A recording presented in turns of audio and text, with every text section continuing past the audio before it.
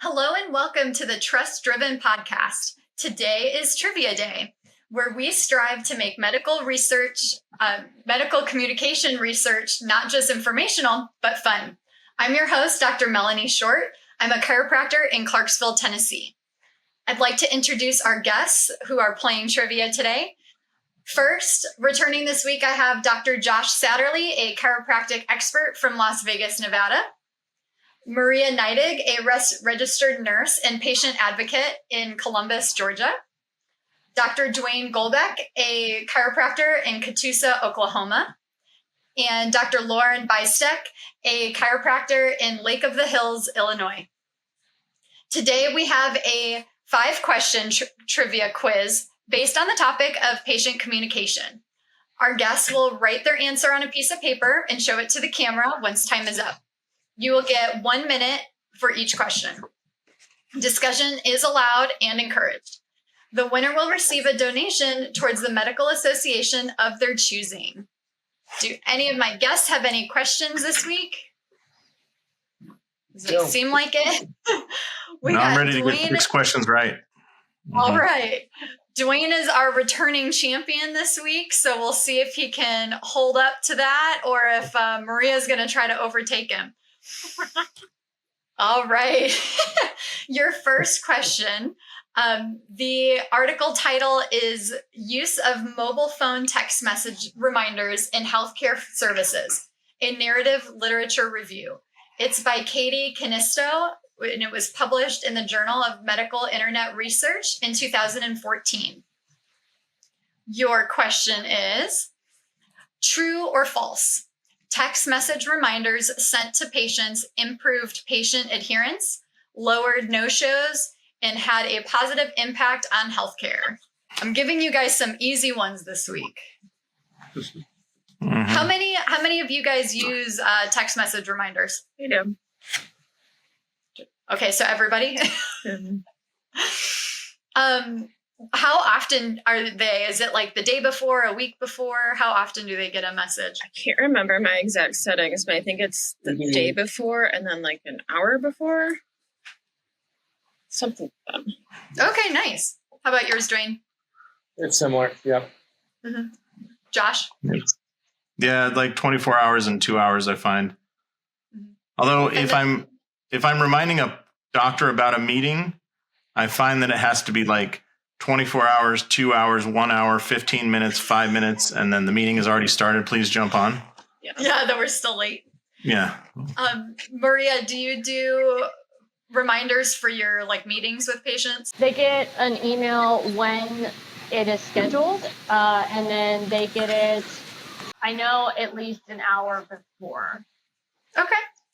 Yeah. All right, you guys ready for your answer? Let's see what everybody got. True or false? Okay. All right.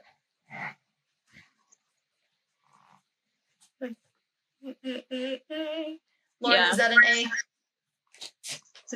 Or true? Yeah. Okay. Everybody picked true. And it is true, not surprisingly. But they had 60 studies met the criteria for the literature review.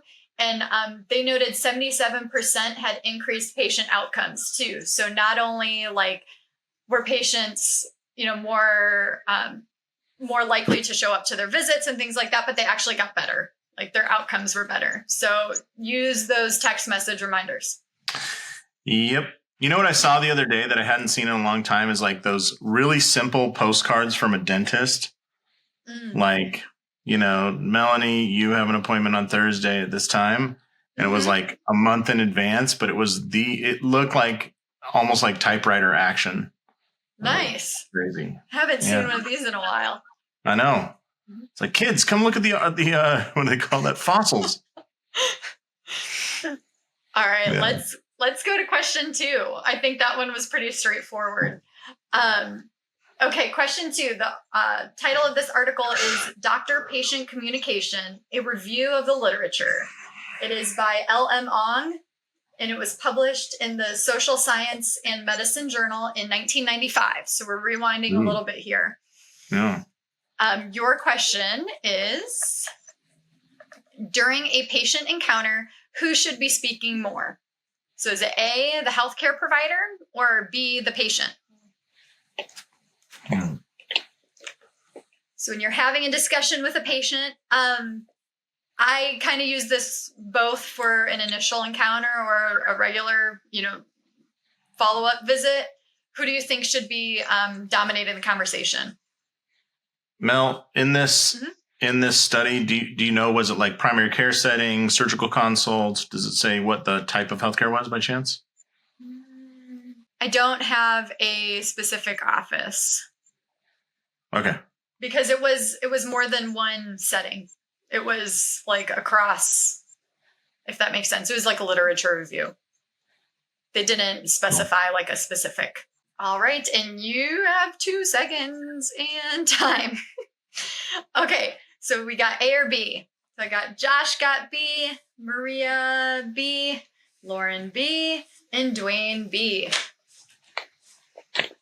All right, sounds like we have some good practitioners around here because yes, the answer was B, although it's not highlighted on this slide.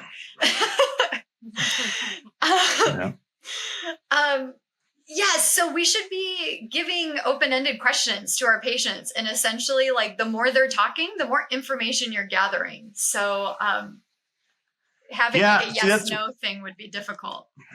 That's what I was wondering, because I was like, oh, it's simply there's of course it's the patient, like everybody knows that, blah blah blah. But then I was like, you know what? Within healthcare, are there types of visits where actually the healthcare provider it would like patient instructions for the first time, so somebody has diabetes, like there's a ton of instruction about foot care, right? And so there's different aspects like that would cause the answer to be A, and trick us all. Yeah. But also but there was a discussion with that patient to find out that they had diabetes and to talk. So there was discussion like before so I would say that the patient, even in that setting, probably still talked more up front. But I think this article too was looking at like even from 95. So that hasn't changed, that we need to, like, in order to get information from our patients, we need to let them speak. Yeah. I think a lot of times we have difficulty doing that. Yeah. In 2025 would be who should be staring at their screen more, the healthcare provider or the patient? Yes, unfortunately, that screen. Let's move on. Number 3 is kind of similar to this, so we can kind of expand on this discussion. So the title of this article is The Relationship Between Physician Humility, Physician-Patient Communication, and Patient Health. And it was written by Peter Ruberton and published in the Patient Education and Counseling Journal from 2016. So your question is, what is defined as, so this is a definition, unflinching self-awareness, empathetic openness to others, and a keen appreciation of and gratitude of the privilege for caring for sick persons. I'll read that again, but your answers are A, humility, B, empathy, or C, rapport. So the definition is unflinching self-awareness, empathetic openness to others, and a keen appreciation of and gratitude for the privilege of caring for sick persons.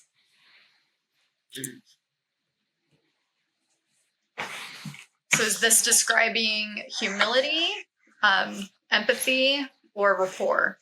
I know I gave you guys a wordy one. Yeah. But again, this one kind of builds on the last one where we're like, who should be talking more? Who's more important in a visit? Is the doctor more important or is the patient more important? You guys got 15 seconds. All right, you guys ready? And this one's a newer study, 2016. All right, let's see what we got. See, Lauren's got A. Dwayne, did I see C? Yep. C, Josh A, and Maria A. Okay, and your answer will be A, humility. See, I would have guessed empathy, but empathy is in the statement, and I was like, oh, is that a trick? Same. Yeah. Well, humility is in the the name of the article. I gave it to you. No. But essentially, like sometimes I feel like as practitioners, we want to explain ourselves and we want to be, the most important person in the room but truly this definition was, being open and empathetic to listening to what the patient had to say instead of our ego being, let me teach you all the things or let me tell you all about all the great things I've done. So I think sometimes as practitioners, we do talk a lot and we think that we're, explaining something really well to the patient, but in reality, the patient should be the most important person in the room. Any other discussion on that? These are pretty straightforward today, huh? Yeah. All right. Essentially we should be listening and caring and not just spewing our knowledge at somebody. Okay, question number 4. So audio visual aid, since we haven't really touched on much yet on the podcast, but the title of this article is The Use of Audiovisual Aids for Patient Education in the Interventional Radiology Ambulatory Setting, a literature review. This one was by Melissa Goad. It was published in the Journal of Radiology Nursing in 2018. Mm-hmm. So your question here. So, never mind. I was going to ask, so go back before the question pops up, if you don't mind. Interventional radiology ambulatory setting, is that people getting radiation treatment for cancer typically? Does anybody know? No, this was I believe just regular radiology. So like getting a any sort of radiology, in an office setting. I think interventional is when it's like the treatment, though. Probably. I yes, think you're right. That's why I'm like medicine type. Yeah, thank you. That's the word I was looking for. Yeah. I'm trying to think of who is getting it. Mm-hmm. Okay. Yeah, who your patient base is. Yeah. Your question here is, what have audiovisual aids used in healthcare done? So have they A, increased patient anxiety, B, increased patient compliance, or C, take up valuable office visit time? So does having an audiovisual aid, let it be either a poster that you're describing or a handout that you're going to give to somebody, do these aids increase somebody's anxiety about what's going on? Do they help with compliance? Do they take up just time because you're explaining something, or are they useful? I feel like it depends on the education of the patient and what they're going in for and how much they understand it to begin with. Like, what is their baseline? Because if they're not sure about it and it's something really obscure, then it could totally take them off the hinges. But if it's something that the provider or the healthcare team, because it could be nurse, LPN, teaching them, a little bit about what they're going to be having before the doctor comes in. If they know the education themselves, as far as with the LPNs, the RNs might know a little bit more because they just see a little bit more. Mm-hmm. But I feel like if the patients know and have a good baseline, it helps them as far as with their compliance and what they're supposed to do. Yeah, I definitely agree with that. You guys ready to reveal your answers? Oh, yeah. Okay, let's see what we got. All right, Lauren's got B. Josh has C. Maria, B also. All right, let's do a quick check here. It was B. See, I said C because I said take up valuable office time because it's like, whether I show you the visual aid or not, let's be honest, you're not going to do your rehab. Like, let's just face the music. So why are we even wasting our time doing this? But perhaps I'm a little jaded. You might might be a little jaded. I completely understand that. Although I think it's very patient demographic specific. So Yeah. if and this is all from personal experience too, because everybody has different demographic that they treat. In my last office, I had mostly like Medicare aged patients. And man, you give them an exercise and a sheet and they will come back to you with questions the next week. Like they are on it. So that I definitely see how it can help with patient compliance and questions like that. And then you get not to, talk down, but yeah, sometimes you get somebody in their early 20s and 30s and they're just too busy. They're like, I'm going to do it here when I'm in the office with you, but I'm not, paper is going to go under the seat in my car when I get in there. Yeah. Yep. I remember walking into a PT clinic and I saw an exercise sheet on the ground in the parking lot. Like, oh, great. That's definitely producing results. Lauren, do you guys have diagrams or anything up in the office that you use? Right now I have nothing on my walls as I'm repainting, but I would love to have some and use some, especially like, a nerve chart and stuff. And I think like to a certain degree, when you're trying to explain like what's going on with a patient in the office, I think it can increase compliance. But yeah, like the home exercises are really hit or miss, very hit or miss. Yeah.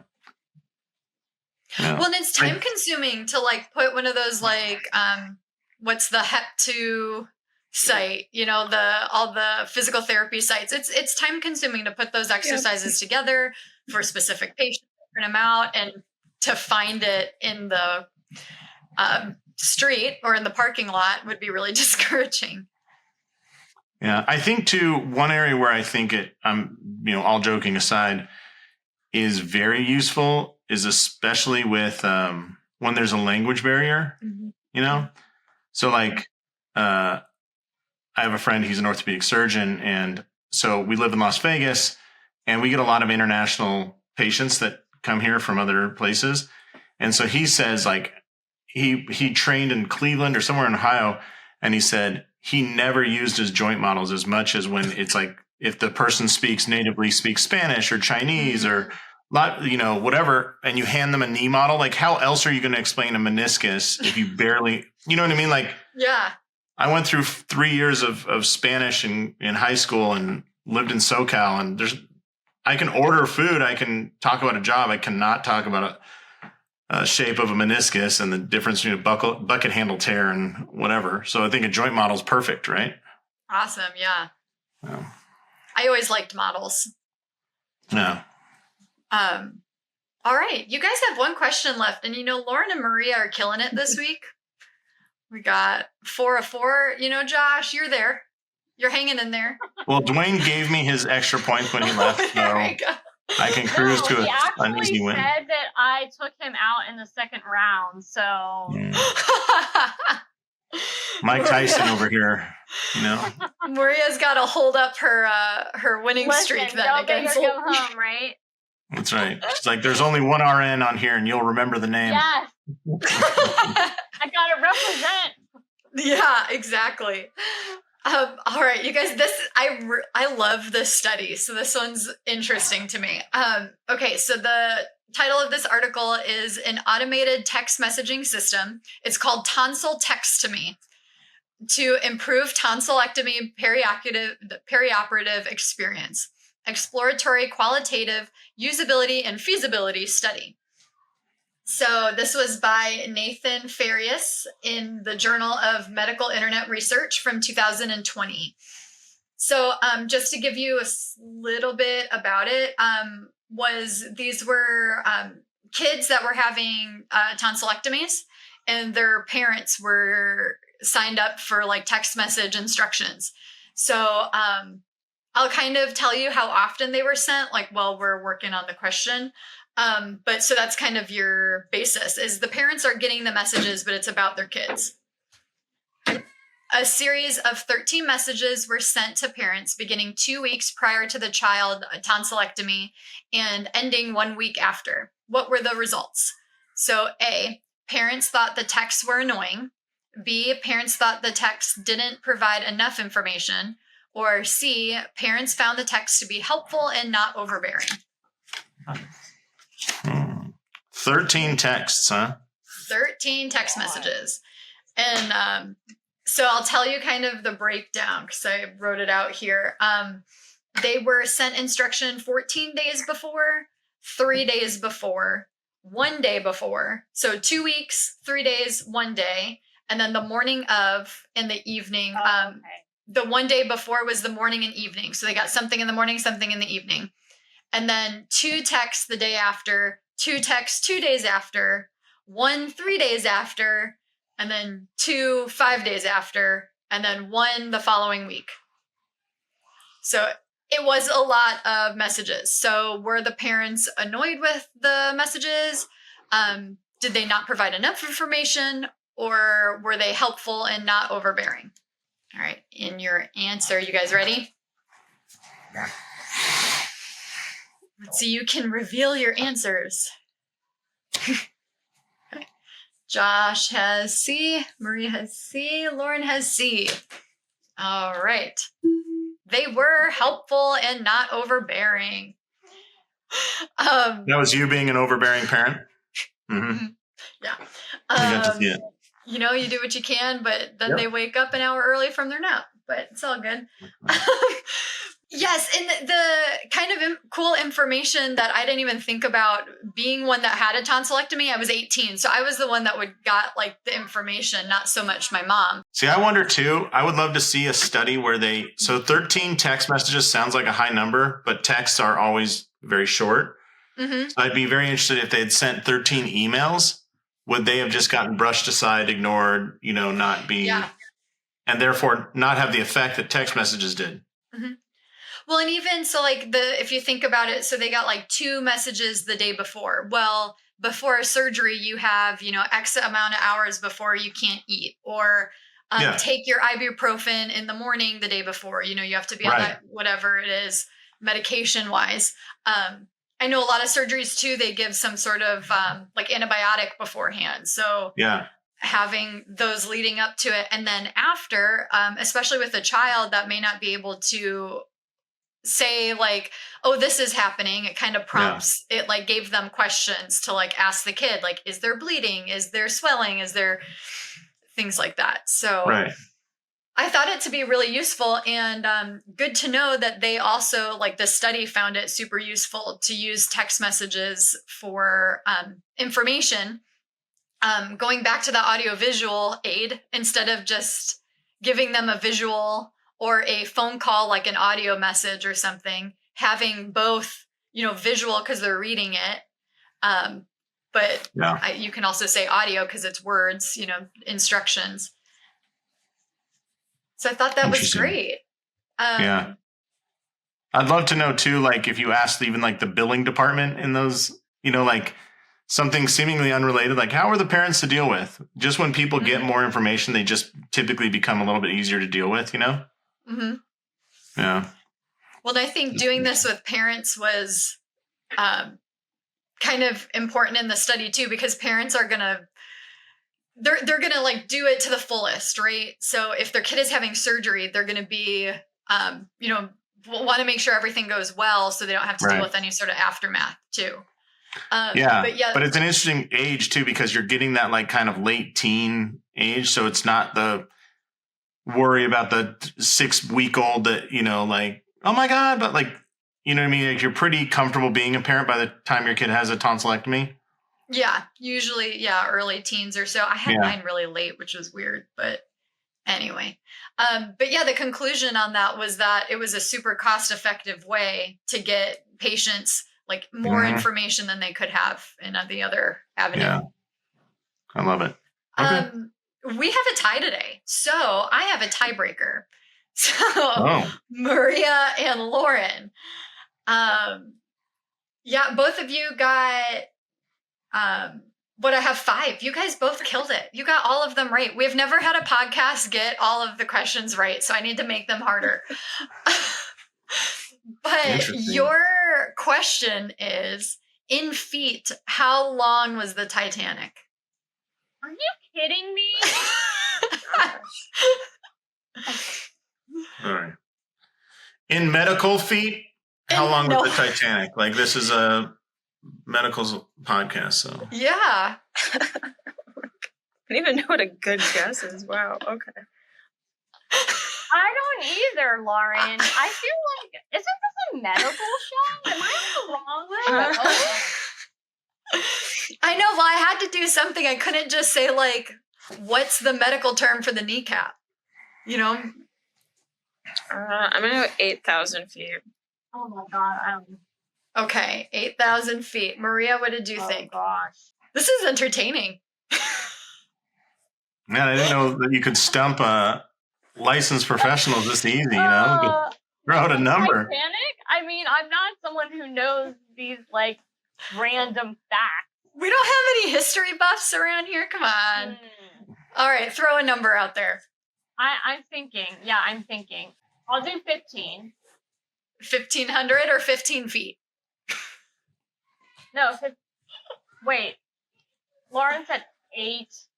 Oh, 8,000 feet. So 15,000? Yes. Okay. Your answer is 883 feet. So, Maria, after a great comeback, Lauren has won. Oh, snatched it out of your hands.